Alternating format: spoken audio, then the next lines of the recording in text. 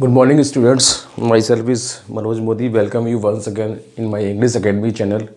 आज की इस वीडियो में हम नरेशन को स्टेप बाय स्टेप समझेंगे. नरेशन का जो हिंदी मतलब होता है वो होता है कथन. कथन मतलब कोई कही गई बात. जैसे मैं आपसे जो कुछ कह रहा हूँ वो भी क्या है, कथन है, राइट.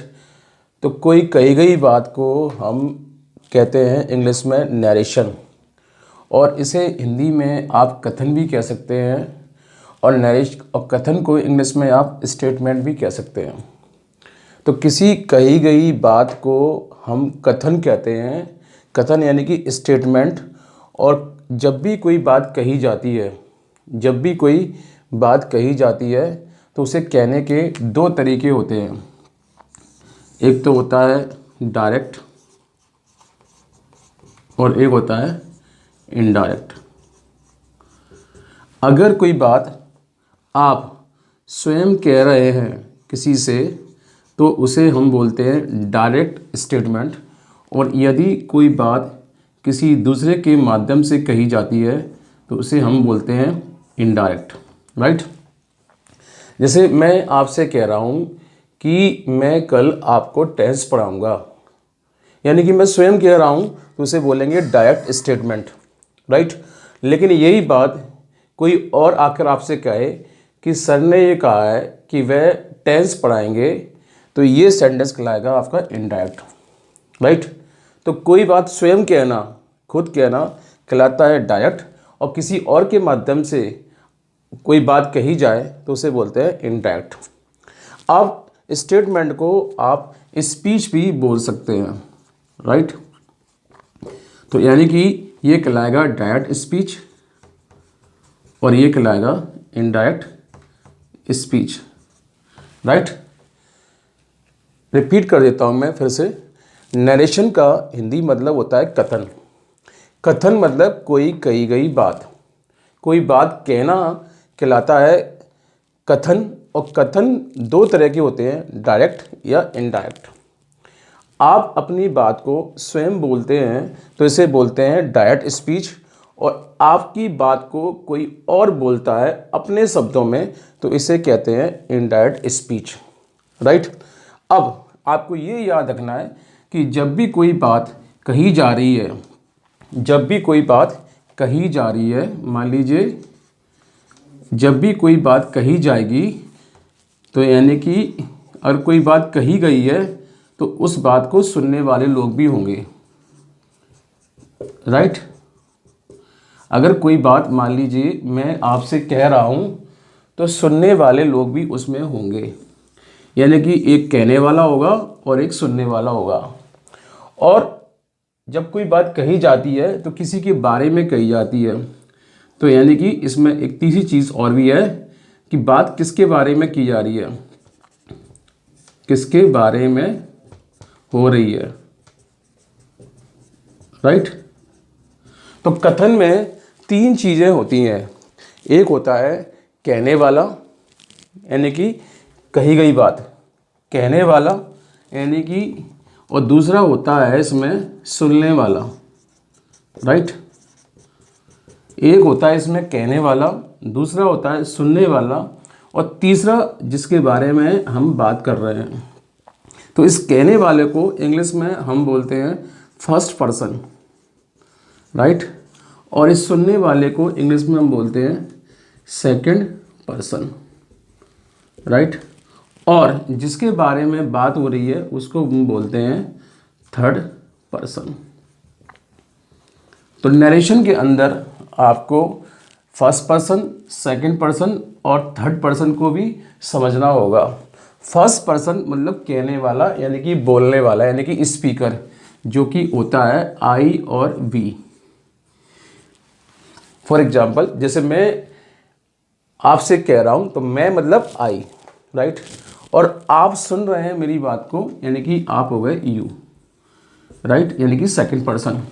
और जिसके बारे में बात हो रही है, बात या तो किसी व्यक्ति के बारे में की जाएगी.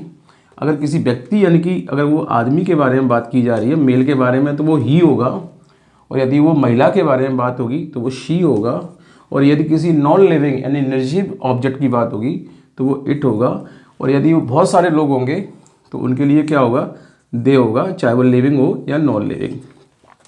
तो नरेशन के अंदर आपको फर्स्ट पर्सन, सेकंड पर्सन और थर्ड पर्सन को अच्छी तरह से समझना है, क्योंकि नरेशन का मतलब होता है कथन, और कथन में कोई बात कही जाती है जिसमें कहने वाला, सुनने वाला और जिसके बारे में बात हो रही होती है, ये तीन लोग मौजूद रहते हैं। कहने वाले को, यानी कि इस कहने वाले को इंग्लिश में आप बोलते हैं स्पीकर। कहने वाले को इंग्लिश में बोलते हैं फर्स्ट पर्सन, जिसमें आते हैं आई और वी। सुनने वाले को बोलते हैं हम ऑडियंस। ऑडियंस मतलब जो सुन रही है, इसको बोलते हैं हम यू, सेकंड पर्सन। और जिसके बारे में बात हो रही होती है उसे हम बोलते हैं थर्ड पर्सन, जिसमें आते हैं ही, सी, इट और दे। तो जब भी डायरेक्ट से कोई सेंटेंस इनडायरेक्ट में बदला जाता है, या इनडायरेक्ट से डायरेक्ट में बदला जाता है, डायरेक्ट से इनडायरेक्ट में या इनडायरेक्ट से डायरेक्ट में जब भी कोई सेंटेंस बदला जाएगा तो हमें इन पर्सन्स को भी बदलना पड़ेगा। वो हम किस तरह से बदलेंगे, इसे हम आगे आपको बताते हैं।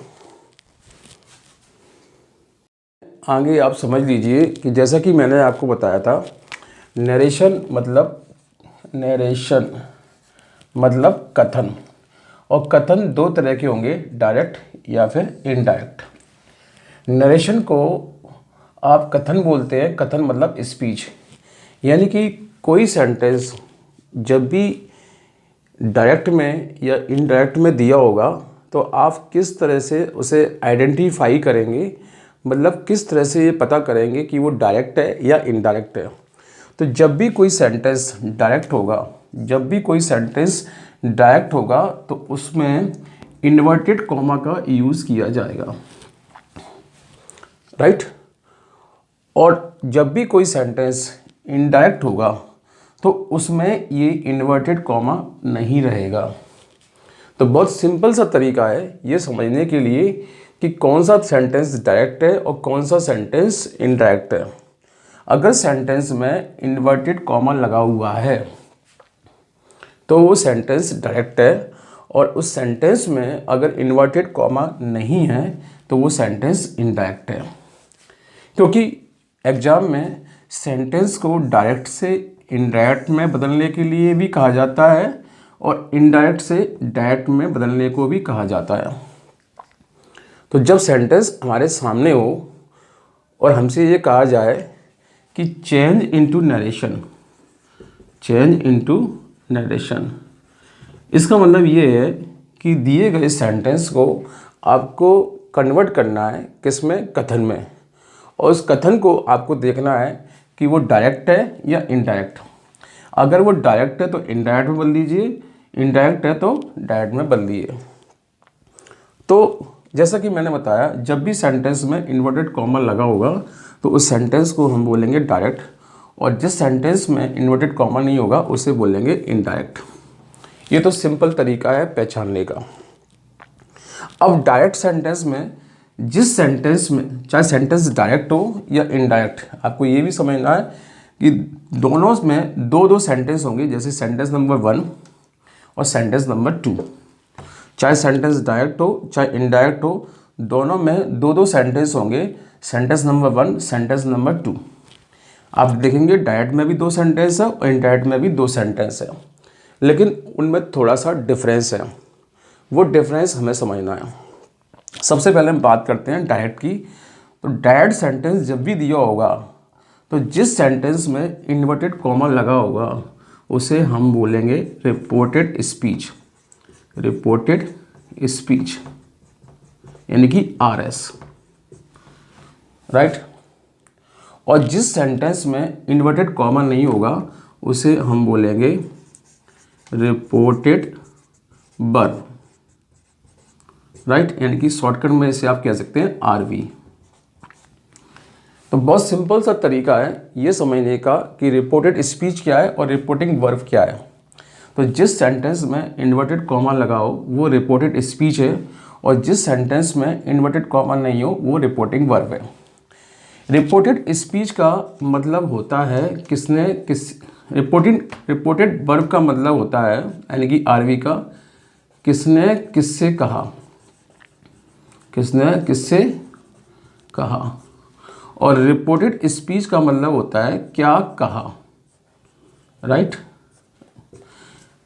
रिपोर्टेड वर्ब का मतलब होता है किसने किससे कहा। जैसे इस सेंटेंस में ही सेड टू मी यानी कि उसने मुझसे कहा, तो ये सेंटेंस जो है ये कहलाएगा रिपोर्टेड वर्ब। और उसने क्या कहा, यू आर माई फ्रेंड, ये सेंटेंस कहलाएगा आपको रिपोर्टेड स्पीच।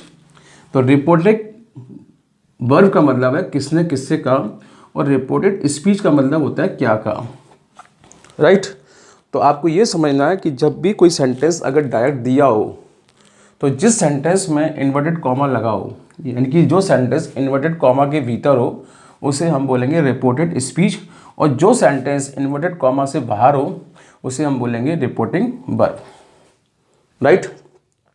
तो जब भी सेंटेंस को डायरेक्ट से इनडायरेक्ट में कन्वर्ट किया जाता है तो रिपोर्टेड स्पीच यानी कि इस वाले सेंटेंस के जो इन्वर्टेड कॉमा के भीतर है उसके हम पर्सन को बदल देते हैं, राइट। पर्सन मतलब फर्स्ट पर्सन, सेकंड पर्सन और थर्ड पर्सन, जैसा कि अभी मैंने आपको बताया था। तो इस सेंटेंस में हम देखेंगे, इस सेंटेंस में एक पर्सन यू है और एक पर्सन माई है। तो जब भी हम इस सेंटेंस को डायरेक्ट से इनडायरेक्ट में कन्वर्ट करेंगे तो ये यू आप देखेंगे आई में चेंज हो गया है और माई जो है इज में चेंज हो गया है। ये किस तरह से चेंज होता है इसे हम आगे समझेंगे। साथ साथ जब भी कोई सेंटेंस डायरेक्ट से इनडायरेक्ट में बदला जाता है तो ये इन्वर्टेड कॉमा आप देख रहे हैं ये हट जाता है, यानी कि सेंटेंस को डायरेक्ट से इनडायरेक्ट में बदलेंगे तो ये इन्वर्टेड कॉमा जो लगा हुआ है हट गया है, राइट। ये दूसरी चीज़, यानी कि पहली चीज़ आपको क्या करना है, पर्सन बदलना है, पर्सन चेंज होंगे, राइट। दूसरा आप देखेंगे इन्वर्टेड कॉमा हट जाएगा, इन्वर्टेड कॉमा हट जाएगा। तीसरी चीज़ आप देखेंगे ये दोनों सेंटेंस आपस में कनेक्ट हो गए हैं, जो कनेक्ट करने के लिए हमने यहाँ पर लगाया हुआ है दैट, यानी कि तीसरी चीज़ सेंटेंस आपस में कनेक्ट होंगे, आपस में कंजक्शन से कनेक्ट होंगे, कंजक्शन से कनेक्ट होंगे, राइट। पहली चीज़ पर्सन चेंज होंगे, दूसरी चीज़ इन्वर्टेड कॉमा हटेगा, तीसरी चीज़ ये दोनों सेंटेंस आपस में कंजक्शन से कनेक्ट होंगे। कंजक्शन दैट भी हो सकता है, इफ भी हो सकता है और भी कोई कंजक्शन हो सकता है, उसे हम आगे समझेंगे। अब आपको इतना और समझना है कि रिपोर्टेड वर्ब में जो सेंटेंस दिया होगा उसमें शुरुआती वर्ड जो होगा उसे आप सब्जेक्ट मानेंगे और सेड टू के बाद जो भी लिखा होगा या सेड के बाद जो लिखा होगा उसे आप ऑब्जेक्ट मानेंगे। ये आपको हर सेंटेंस में करना है और इनका क्या रोल होता है इसे हम आगे समझेंगे। साथ साथ आपको यहाँ और भी देखेंगे ये सेड टू जो है टोल्ड में कन्वर्ट हो गया है, राइट। तो यहाँ पे सेड टू का टोल्ड हो गया है। कई बार सेड टू का आस्क हो जाता है ASKED और कई बार सेड का सेड ही रहता है, कई बार सेड टू का रिक्वेस्टेड हो जाता है। ये कैसे होता है इसे हम स्टेप बाय स्टेप रूल के माध्यम से समझेंगे। तो फ्रेंड्स डायरेक्ट से कोई सेंटेंस जब भी इनडायरेक्ट बनेगा तो पहली चीज़ आपको पर्सन बदलने होंगे और पर्सन कैसे बदले जाएंगे उसे हम सबसे पहले हम पर्सन की टेबल को ढंग से समझ लेते हैं।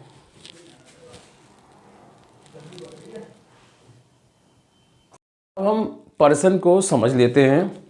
रिपोर्टेड स्पीच में 3 पर्सन रहते हैं, या तो फर्स्ट पर्सन होगा उसमें, या फिर सेकंड पर्सन होगा, या फिर थर्ड पर्सन होगा। फर्स्ट पर्सन में आपका आता है आई और वी, सेकंड में आता है यू और थर्ड में आता है ही, सी, इट और दे। फर्स्ट पर्सन में आई और वी, सेकंड में यू और थर्ड में ही, सी, इट और दे। आई और वी सेंटेंस में जब भी आएंगे तो वो सब्जेक्ट का काम करेंगे, मतलब वो सब्जेक्ट की जगह पर आएंगे, यानी कि सेंटेंस के शुरुआत में आएंगे। बात समझ में आ गई? तो सेंटेंस में I, we, you, he, she, it, they, ये सेंटेंस में सब्जेक्ट की पोजीशन पर आएंगे, यानी कि शुरुआत में आएंगे। और अगर इनको, और आई का जो ऑब्जेक्ट होता है वो होता है मी, वी का ऑब्जेक्ट होता है अस, और यू का ऑब्जेक्ट होता है यू, ही का ऑब्जेक्ट हिम, शी का हर, इट का इट, दे का देम। और ये सारे के सारे जो ऑब्जेक्ट, ये सारे के सारे जो पर्सन हैं, ये ऑब्जेक्ट की पोजीशन पर आएंगे, यानी कि वर्ब के बाद में, राइट। और इन्हीं पर्सन्स का, फर्स्ट पर्सन का, सेकंड पर्सन का और थर्ड पर्सन का, यदि आपको पजेसिव में इन्हें चेंज करना हो तो आई का माई हो जाएगा, वी का अवर हो जाएगा, यू का यूअर, ई का हिज, सी का हर, इट का इट्स और दे का देयर। तो आपको ये टेबल अपने दिमाग में हमेशा रखनी होगी जब भी कोई सेंटेंस अब डायरेक्ट से या इनडायरेक्ट में बदलने जा रहे हो। तो आपको ये याद रखना है कि सेंटेंस में अगर वो हिम आया है तो उस हिम किसका काम कर रहा है? ऑब्जेक्ट का काम कर रहा है। और आपसे अगर ये कहा जाए कि हिम का पजेसिव क्या होता है, तो आपको पता होना चाहिए कि हिम का पजेसिव हिज होता है। ये सारे के सारे वर्ड सेंटेंस में सब्जेक्ट के स्थान पर आएंगे, ये सारे के सारे वर्ड ऑब्जेक्ट के स्थान पर आएंगे, और ये सारे के सारे वर्ड जो कि पजेसिव कहलाते हैं, ये जब भी आएंगे तो किसी ना किसी नाउन के साथ में आएंगे। इनको आपको चेंज करना होगा जब भी सेंटेंस डायरेक्ट दिया होगा। जैसे ये सेंटेंस आपके सामने दिया है डायरेक्ट, और इस सेंटेंस को इनडायरेक्ट में चेंज करना है, तो आपको इनको आपस में इंटरचेंज यानी कि बदलना होगा। और उस बदलने के लिए आपको ये समझना पड़ेगा कि आई सेंटेंस में सब्जेक्ट का काम करता है कि ऑब्जेक्ट का काम करता है, या आई का ऑब्जेक्ट क्या है, तो आई का ऑब्जेक्ट होता है मी। अब इस टेबल को समझने के बाद आपको ये टेबल भी दिमाग में रखनी होगी, जिसका नाम है SON। और S के नीचे मैंने लिखा हुआ 1, यानी कि 1 मतलब फर्स्ट पर्सन। O के नीचे मैंने लिखा है 2 यानी कि सेकंड पर्सन। और N के नीचे लिखा हुआ 3 यानी कि थर्ड पर्सन। यहाँ S का मतलब है सब्जेक्ट, O का मतलब है ऑब्जेक्ट, और N का मतलब है नो चेंज। अब इस टेबल को हम समझ लेते हैं। इस टेबल के नीचे S के नीचे हमने 1 इसलिए लिखा हुआ है कि जब भी किसी सेंटेंस में आप फर्स्ट पर्सन को चेंज करेंगे, जब भी किसी सेंटेंस में आप फर्स्ट पर्सन यानी कि आई और वी को चेंज करेंगे, तो ये आई और वी सब्जेक्ट के अनुसार चेंज होंगे। और ये सब्जेक्ट आपको कहाँ मिलेगा? ये सब्जेक्ट आपको रिपोर्टिंग वर्ब में मिलेगा, जो कि सेंटेंस के शुरुआत में रहेगा। ये है रिपोर्टिंग वर्ब, इसमें ये है सब्जेक्ट। और ये सेकंड पर्सन यानी कि ये यू, ये ऑब्जेक्ट से चेंज होगा, जो कि आपको यहाँ मिलेगा। ये रहा ऑब्जेक्ट, राइट। तो फर्स्ट पर्सन चेंज होंगे सब्जेक्ट से, सेकंड पर्सन चेंज होंगे ऑब्जेक्ट से, और थर्ड पर्सन यानी कि he, she, it, they, him, her, it, them, his, her, its, their अगर सेंटेंस में आए हो, रिपोर्टेड स्पीच में आए हो, तो इनको चेंज नहीं किया जाएगा, यानी कि नो चेंज, राइट। तो सबसे पहले हम इस टेबल को किस तरह से अप्लाई करेंगे, इसे हम किसी रूल के माध्यम से समझ लेते हैं। तो सबसे पहला रूल हम स्टार्ट करते हैं नरेशन का, रूल नंबर 1, जिसमें ये लिखा हुआ है, जब रिपोर्टेड स्पीच यानी कि कौन सी स्पीच? जिसमें इन्वर्टेड कॉमा लगा हो, यानी कि वो सेंटेंस जिसमें इन्वर्टेड कॉमा लगा हो, अगर वो प्रेजेंट टेंस में या फ्यूचर टेंस में हो, तथा उसका सेंटेंस अफर्मेटिव या नेगेटिव हो, तो हम उन दोनों सेंटेंस को, यानी कि रिपोर्टिंग वर्ब को और रिपोर्टेड स्पीच को, जब डायरेक्ट से इनडायरेक्ट में कन्वर्ट करेंगे तो आपस में दैट से जोड़ देंगे। मतलब इन दोनों सेंटेंस को आपस में दैट से जोड़ा जाएगा, और जैसे ये दैट लगेगा ये इन्वर्टेड कॉमा हट जाएगा, राइट। तो जब भी कोई sentence reported speech present tense में या फ्यूचर टेंस में दी गई हो और सेंटेंस अफर्मेटिव या नेगेटिव नेचर का हो, तो इन दोनों सेंटेंस को आपस में आपको दैट से जोड़ना है, और जैसे ही ये दैट लगेगा ये इन्वर्टेड कॉमा हट जाएगा, राइट। उसके बाद आपको रिपोर्टेड वर्ब में देखना होगा, यानी कि इस आगे वाले सेंटेंस में देखना होगा कि यहाँ सेज टू लिखा है या से टू लिखा है। अगर सेज टू लिखा है तो उसे टेल्स में कन्वर्ट करना होगा, और से टू लिखा है तो टेल में। जैसे कि मैंने इस एग्जाम्पल में कर दिया, ही लिखा और सेज टू को मैंने कर दिया क्या? टेल्स, फिर उसके बाद मी लिखा हुआ, मी को मैंने एज इट इज़ लिख दिया।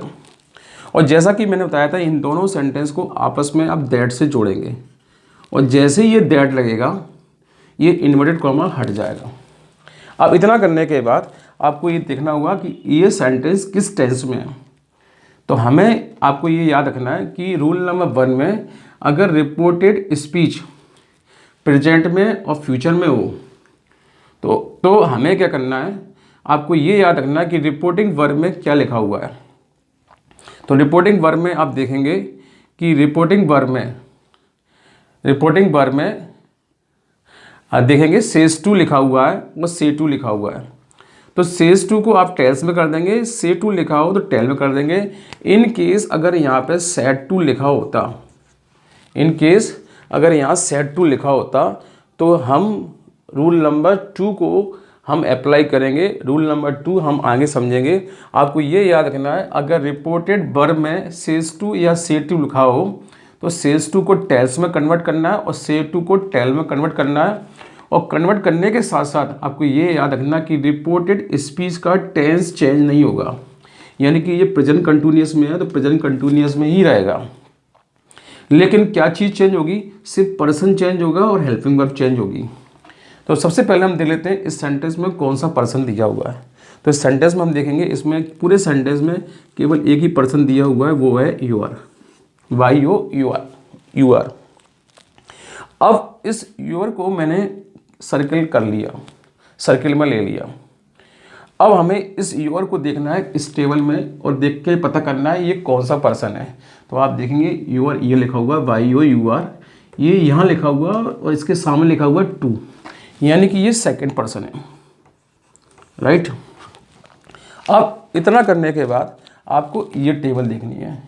इस टेबल में लिखा हुआ कि सेकंड पर्सन चेंज होता है ऑब्जेक्ट से, तो ये सेकंड पर्सन है और हमें ऑब्जेक्ट पता ही है कौन सा है, मी। तो यानी कि ये योर जो है इससे चेंज होगा, मी से, क्योंकि सेकंड पर्सन ऑब्जेक्ट से चेंज होते हैं और सेकंड यहाँ पे सेकंड पर्सन योर है और इस योर को हमें मी से चेंज करना है। तो हम किस तरह से चेंज करेंगे, इसके लिए आपको ये समझना होगा इस टेबल को देखकर कि यूअर का इस सेंटेंस में पोजीशन क्या है, रोल क्या है।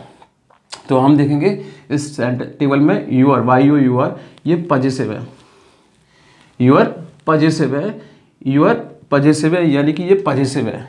तो यानी जब इसको हम मी से चेंज करेंगे तो यहाँ पर जो नेक्स्ट वर्ड जो आएगा वो पजेसिव ही आएगा। पी मतलब पजेसिव, मतलब इसको आपको हटाना है, रिप्लेस करना है किससे, मी से, राइट, या इसके अकॉर्डिंग इसको बदलना है। तो यूअर यहाँ से हट जाएगा और यहाँ पर मी का पजेसिव आएगा, मी का पजेसिव, क्योंकि यूअर की जो पोजीशन थी वो काय की थी, पजेसिव की थी। तो जैसी इसकी पोजीशन है उसी पोजीशन में ये आएगा और मी को जब हम पजेसिव में कन्वर्ट करेंगे तो ये हो जाएगा माई। तो ये हो जाएगा यहाँ पे क्या, माई ब्रदर। और जैसा कि मैंने बताया था कि टेंस चेंज नहीं होगा, तो टेंस वही रहेगा, माई ब्रदर इज़ कमिंग। तो डायरेक्ट से जब भी कोई सेंटेंस इनडायरेक्ट में आप कन्वर्ट करने जाएंगे तो आपको ना पर्सन्स की पोजीशन देखनी होगी। जैसे यूअर की पोजीशन पजेसिव है तो यहाँ पर पजेसिव वर्ड आएगा काय का, मी का। चलिए इसे और किसी और एग्जाम्पल के माध्यम से भी हम समझ लेते हैं।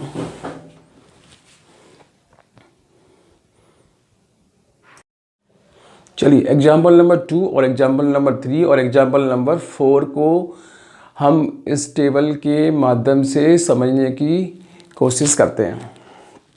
चलिए ये एग्जाम्पल नंबर 2 और एग्जाम्पल नंबर 3 और एग्जाम्पल नंबर 4 तीनों के तीनों सेंटेंस जो हैं वो कैसे सेंटेंस है, डायरेक्ट सेंटेंस है, क्योंकि सब में इन्वर्टेड कॉमा लगा हुआ है। जैसे इसमें भी लगा हुआ है, इसमें भी लगा हुआ है और इसमें भी लगा हुआ है। अब इन सेंटेंस को हमें इनडायरेक्ट में कन्वर्ट करना है। तो कैसे करेंगे, सबसे पहले हम क्या करेंगे कि जो सेंटेंस जो इन्वर्टेड कॉमा से बाहर है उसमें हम सब्जेक्ट और ऑब्जेक्ट को ट्रेस कर लेते हैं। तो इस सेंटेंस में ये सब्जेक्ट है और ये क्या है, ऑब्जेक्ट है। इसी तरीके से इसमें ये सब्जेक्ट है और ये ऑब्जेक्ट है और इसमें ये सब्जेक्ट है और ये ऑब्जेक्ट है, राइट। इसके बाद हम क्या करते हैं कि रिपोर्टेड स्पीच में हम ये देखते हैं कि कौन कौन से पर्सन आए हैं। जैसे इस सेंटेंस में हम देखेंगे तो केवल माई आया है और इसमें यू आया और मी आया, इसमें आई आया और यू आया। अब हम माई को देख लेते हैं ये कौन सा पर्सन है। माई यानी कि फर्स्ट, और यहाँ हम लेते हैं फर्स्ट पर्सन यानी कि नंबर 1। इसी तरीके से यू को हम देख लेते हैं, यू कौन सा पर्सन है, सेकंड, तो हमने यहाँ 2 लिख लिया। और मी कौन सा पर्सन है, फर्स्ट, तो यहाँ हमने 1 लिख लिया। इसी तरीके से सेंटेंस नंबर 3 में आई जो है फर्स्ट पर्सन है, ये लिखा हुआ है, और यू जो है सेकंड पर्सन है। इतना करने के बाद आप क्या करेंगे, इस टेबल में जाएंगे और इसमें ये देखेंगे कि ये एस ओ एन के अकॉर्डिंग पर्सन कैसे चेंज होते हैं। तो इसमें लिखा होगा कि फर्स्ट पर्सन चेंज होगा सब्जेक्ट से, यानी कि ये चेंज होगा सब्जेक्ट से, इस तरह से। और इस टेबल में, इस सेंटेंस में सेकंड पर्सन यू चेंज होगा ऑब्जेक्ट से, यानी कि ये चेंज होगा इससे। और ये फर्स्ट पर्सन चेंज होगा किससे, इससे, राइट। इस तरह से हम मार्किंग कर लेते हैं। सेंटेंस नंबर 4 में भी हम इसी तरीके से मार्किंग कर लेते हैं। ये फर्स्ट पर्सन है नंबर 1, और नंबर 1 चेंज होगा कैसे, सब्जेक्ट से, सब्जेक्ट ये रहा, यानी कि ये चेंज होगा इससे। सेकंड पर्सन चेंज कैसे होगा, ऑब्जेक्ट से, यानी कि ये चेंज होगा इससे। चलिए, ये हमने मार्किंग की सारी स्टेजेस कर ली। अब हम बाकी की सारी चीज़ें भी कर लेते हैं। तो इस सेंटेंस में हमने जब डायरेक्ट से सेंटेंस को इनडायरेक्ट में कन्वर्ट किया तो नेहा लिखा हमने, और सेज टू की जगह क्या लिख दिया हमने, टेल्स, फिर मी लिख दिया, और इन दोनों सेंटेंस को आपस में दैट से जोड़ दिया। और जैसे ही ये दैट लगेगा ये इन्वर्टेड कॉमा हट जाएगा। अब हमारा जो नेक्स्ट सबसे बड़ा जो काम रह गया है वो ये रह गया है कि हमें इस माई को चेंज करना है। अब माई को हमें चेंज करना है किससे, नेहा से, यानी कि माई ये लिखा हुआ है और इसे हमें चेंज करना है कैसे, नेहा से। नेहा यानी कि लड़की, यानी कि शी, यानी कि माई को चेंज करना है कैसे, सी से। नेहा यानी कि शी। अब इस चेंज करने से पहले हमें ये देखना पड़ेगा कि माई की पोजीशन क्या है। तो हम देखेंगे माई की पोजीशन जो है पजेसिव की है, यानी कि माई यहाँ पर पजेसिव की भूमिका में है। पी मतलब पजेसिव, माई यहाँ पर पजेसिव की भूमिका में है, यानी कि माई की जो पोजीशन है वो काय की है, पजेसिव की है। तो हमें माई को यहाँ से हटाना है और उसे किसके अकॉर्डिंग हटाना है, नेहा यानी कि शी के अकॉर्डिंग। तो हमें क्या करना होगा, माई को उठाकर शी का पजेसिव लेके आना होगा, क्योंकि जिस पोजीशन में ये रहता है उसी पोजीशन में हमें इसको लेके आना है। कहने का मतलब जो है माई जिस भूमिका में है उसी भूमिका में शी को हमें लेके आना है। तो शी का जब हम पजेसिव करेंगे तो वो क्या हो जाएगा, हर। देखिए, तो यहाँ पे हो जाएगा हर सिस्टर। टेंस चेंज नहीं होगा तो टेंस वही की वही रहेगा। तो ये सेंटेंस डायरेक्ट से इनडायरेक्ट में इस तरह से कन्वर्ट हो गया। डायरेक्ट से कोई सेंटेंस इनडायरेक्ट में यदि आपको कन्वर्ट करना है तो केवल आपको पर्सन चेंज करने आना चाहिए ढंग से। तो बिल्कुल आसान सा टॉपिक है ये। चलिए example number 3, she says to him. तो हमने यहाँ पे शी सेज टू के क्या कर दिया, टेल्स, और हिम कर दिया, और बीच में हमने क्या लगा दिया, दैट। दैट लगाने के बाद हमने क्या किया, अब इस सेंटेंस में यू को हमें चेंज करना है हिम से। यू को चेंज करना है हमें हिम से, क्योंकि सेकंड पर्सन चेंज होगा ऑब्जेक्ट से। तो यू किस भूमिका में है ये हमें इस टेबल में पता करना है। तो हम देखेंगे इस टेबल में यू 2 जगह दिया है, यहाँ भी यू है और यहाँ भी यू है। ये यू सब्जेक्ट काम करेगा, ये यू ऑब्जेक्ट काम करेगा। तो हमको कैसे मालूम पड़ेगा कि ये सब्जेक्ट है कि ऑब्जेक्ट है, मतलब हमको ये कैसे मालूम पड़ेगा कि सब्जेक्ट की भूमिका में है या ऑब्जेक्ट की भूमिका में है। तो आप जानते हैं, जैसा कि आप जानते हैं, सेंटेंस की शुरुआत कैसे होती है, सब्जेक्ट से। तो ये सेंटेंस शुरू हो रहा है कैसे, यू से। तो यानी कि यू यहाँ पे क्या है, सब्जेक्ट है, यानी कि ये सब्जेक्ट की भूमिका में है, राइट। और ये सब्जेक्ट की भूमिका में है तो हमें हिम को यहाँ पर सब्जेक्ट की भूमिका में लेके आना है। हिम को सब्जेक्ट की भूमिका में लाना है क्योंकि ये सब्जेक्ट है। तो हिम का सब्जेक्ट जो होता है वो ही होता है। देखिए, हिम का सब्जेक्ट होता है ही, तो यहाँ आ जाएगा ही। फिर आपने वर्ब को लिख लिया नो। अब आपको ये मी भी चेंज करना है। मी फर्स्ट पर्सन है, चेंज होगा सब्जेक्ट से, राइट। अब आप मी की भूमिका देखिए, मी की भूमिका है ऑब्जेक्ट की। तो यहाँ पर ये सी जो आएगा वो ऑब्जेक्ट की भूमिका में आएगा, तो सी का जो ऑब्जेक्ट होता है वो क्या होता है, हर। तो यहाँ पे ही हर आ गया, राइट। फिर से समझ लीजिए, मी जो है यहाँ पर क्या है, ऑब्जेक्ट है। तो आपको यहाँ पे ऑब्जेक्ट ही लाना है, लेकिन किसका ऑब्जेक्ट लाना है, सी का। और सी का ऑब्जेक्ट क्या हो गया यहाँ पे, हर।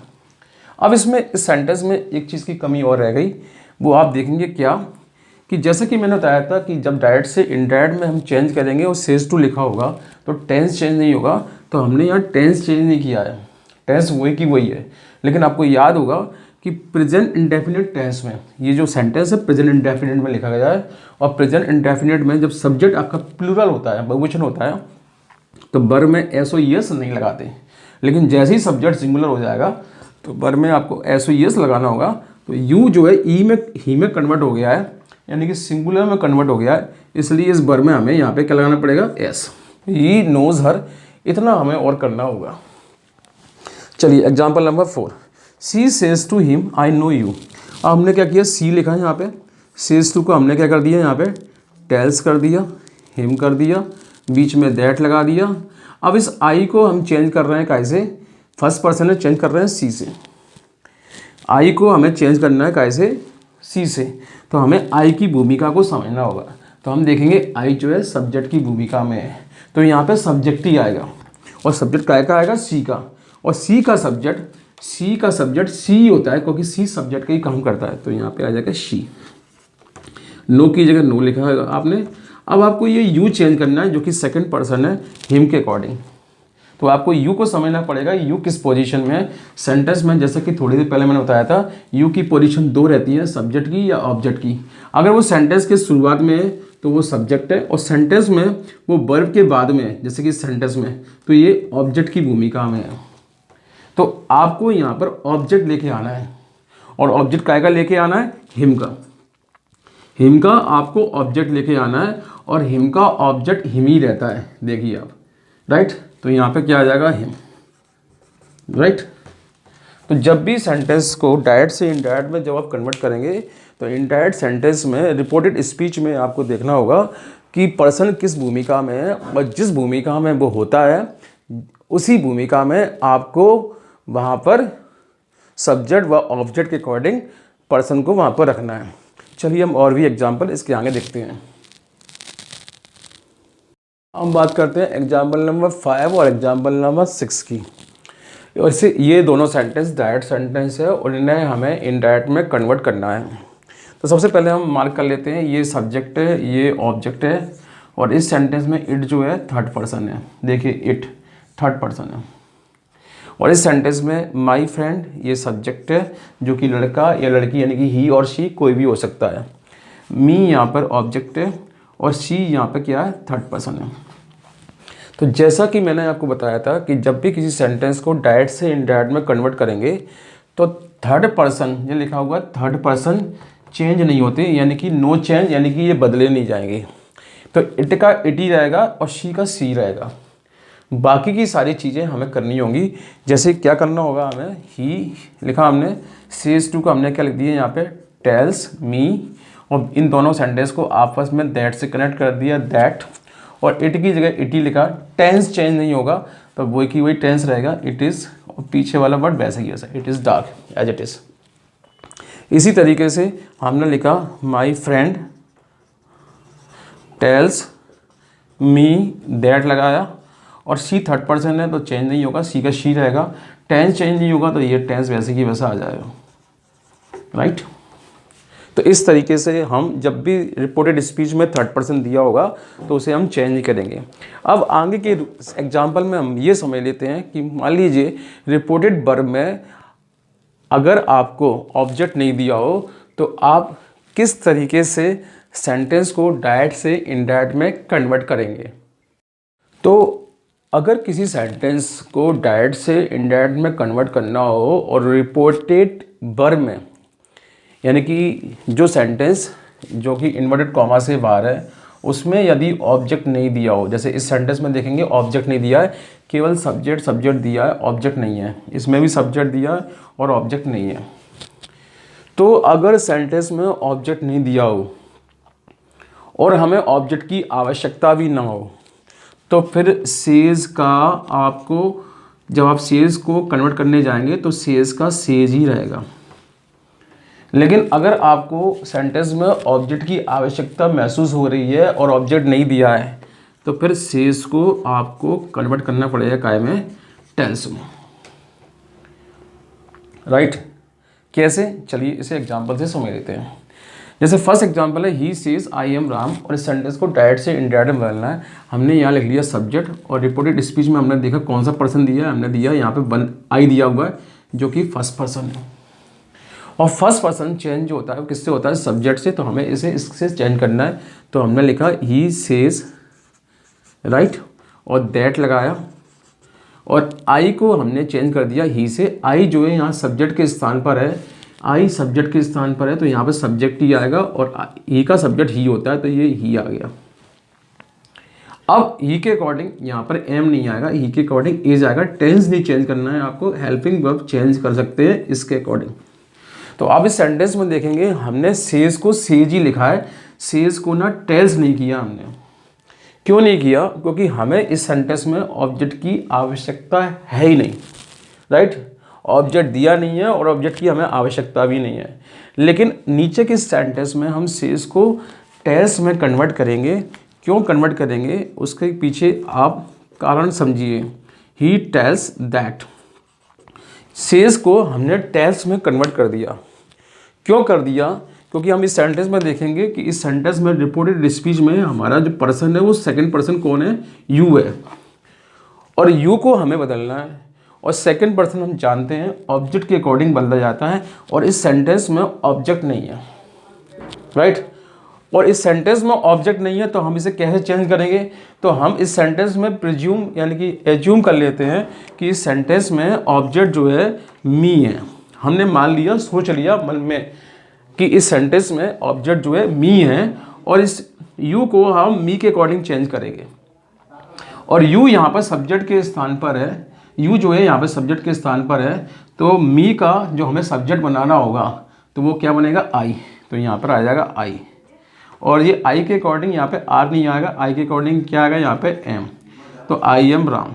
इस तरीके से आपको जब भी किसी सेंटेंस में अगर आपको रिपोर्टिंग वर्ब में ऑब्जेक्ट नहीं दिया हो तो आपको ये ध्यान रखना है कि आपको वहाँ पर ऑब्जेक्ट की आवश्यकता है या नहीं। अगर ऑब्जेक्ट की यदि आपको आवश्यकता होगी तो ये सेज कन्वर्ट होगा टेल्स में, अगर ऑब्जेक्ट की आवश्यकता नहीं होगी तो सेज कन्वर्ट रहेगा, सेज का सेज ही रहेगा, एज इट इज़ रहेगा। आई थिंक आपको ये वीडियो पसंद आया होगा। ये था नरेशन का रूल नंबर 1।